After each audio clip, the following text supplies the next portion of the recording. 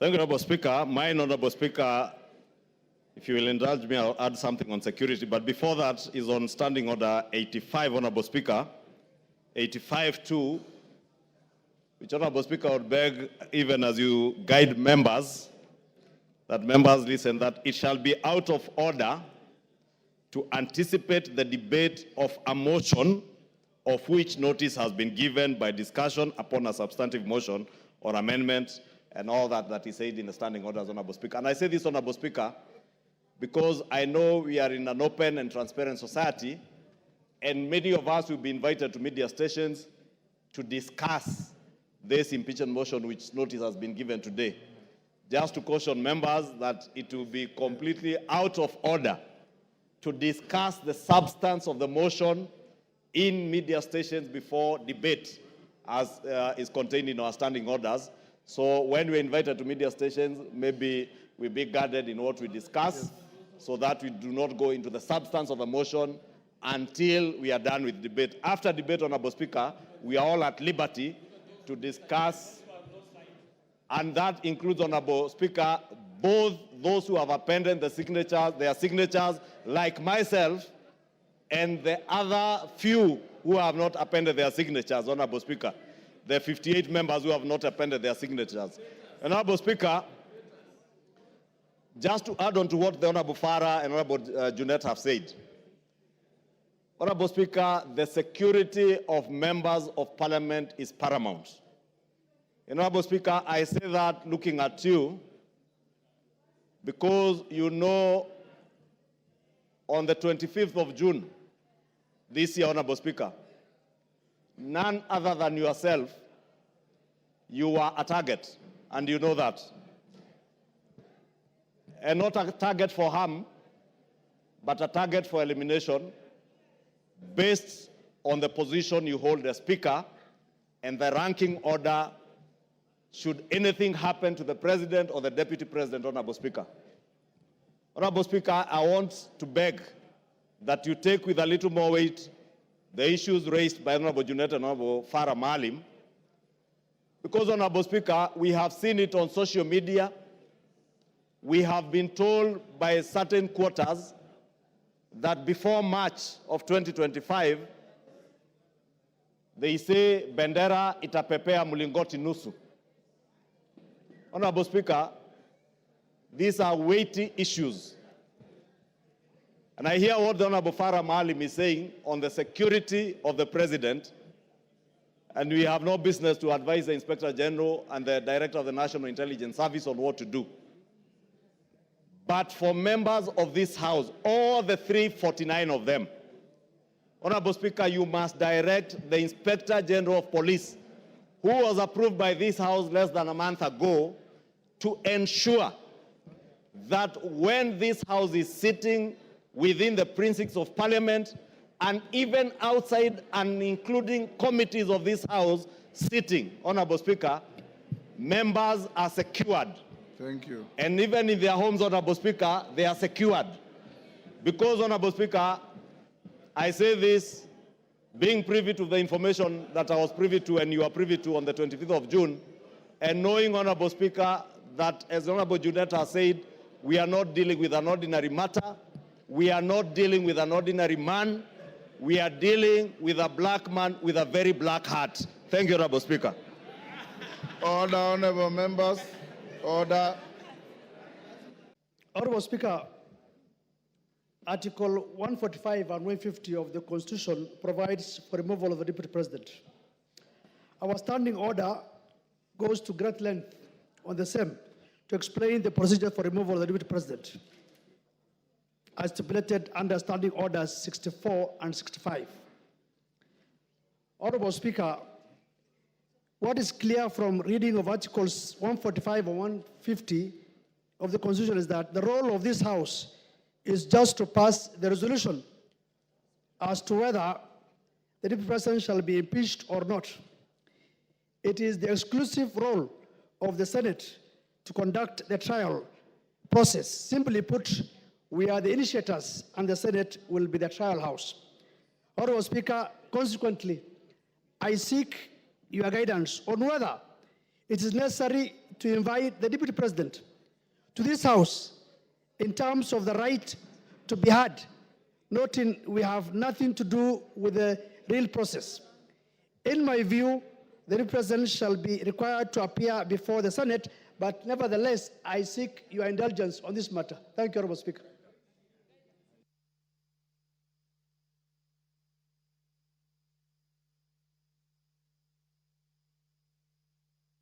Honorable members, we'll leave it there. Yes, Junet. Mr. Speaker, I don't intend to anticipate debate. I will not allow you to. Yeah, because this is just a notice of motion. But Mr. Speaker, there are matters that surround the notice of the motion that needs your guidance and action, Mr. Speaker, because, Mr. Speaker, this is a very momentous issue. Because, as you are aware, when this country gave itself the new constitution, Mr. Speaker, Kenyans were very happy. And this is one of the moments in this House, Mr. Speaker, when we are going to exercise Article 150, which has not happened before. So, Mr. Speaker, this is a very, very important matter for this nation, Mr. Speaker, that is being exercised through this House. But having said, Mr. Speaker, as you're aware, there are members from our side and members from the other side who have signed to this petition, to this motion, Mr. Speaker. And Mr. Speaker, I wanted to get your assurance as the boss of this House, as the leader of this House, as the Speaker of this House, Mr. Speaker, that the 291 members of Parliament who have signed to this motion, Mr. Speaker, their safety and security will be guaranteed, Mr. Speaker.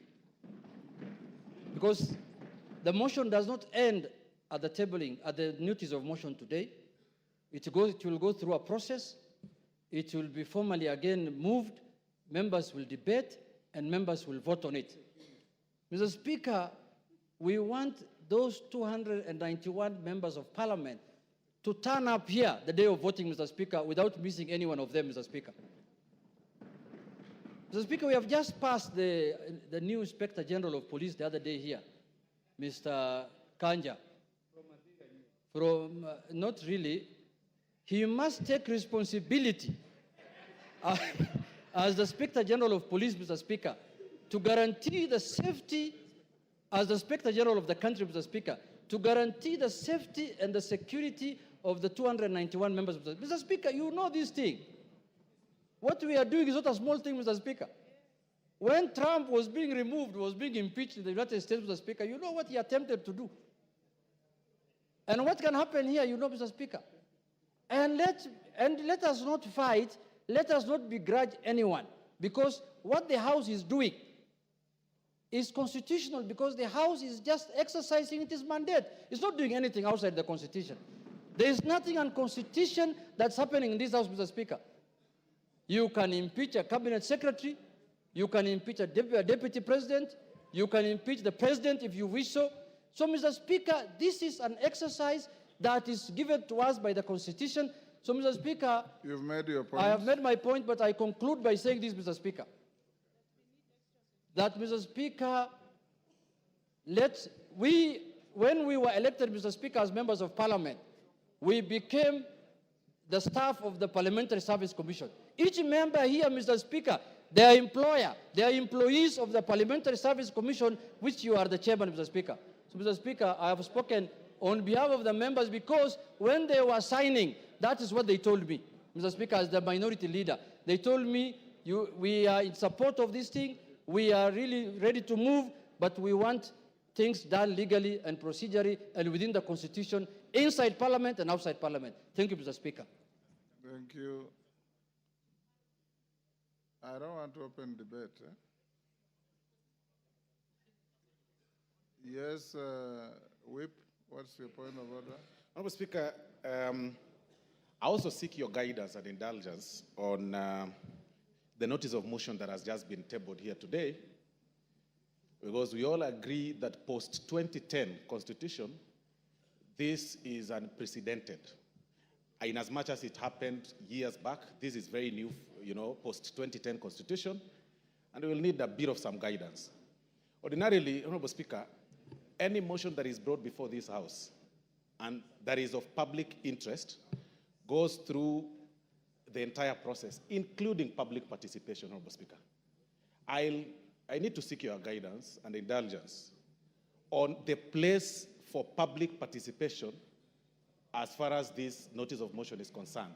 Because looking at the jurisprudence that has been made by the courts and the lower legislative arm, which is the county assemblies, on the impeachments of the governors and deputy governors, Honorable Speaker, you'll realize and notice that many impeached governors or their deputies challenge their impeachment based on the process of public participation, Honorable Speaker. This is unprecedented, and of course it's my view that to replicate the same, to what happens on the impeachment of governors and deputy governors, and they invoke the element of public participation across the country. You've made your point. Thank you, sir. Yes, Majority Leader. Before you, Majority Leader, Farah has been raising his hand. I'll give you 1 minute, Farah. Mr. Speaker, I also join the other colleagues in this, but I've just one very important, most important in this country to raise. Not only do we have to protect the lives of 291 members of parliament who have appended their signature there, we must also protect the system. The IG must protect our president to the hilt. Because you know the kind of a constitution we have. Any reckless thug can decide to change the course of history if, God forbid, anything were to happen to our president. You get my point? And there are people who we have been so worried lately, I get the feeling that they can even have the capacity to plan something like that. Let us make sure this information goes out. Our president must be protected to the hilt until this motion is over. Because if, God forbid, anything were to happen, then we have something much bigger to worry about. Thank you, Ichungwa. And those guys You're the last one.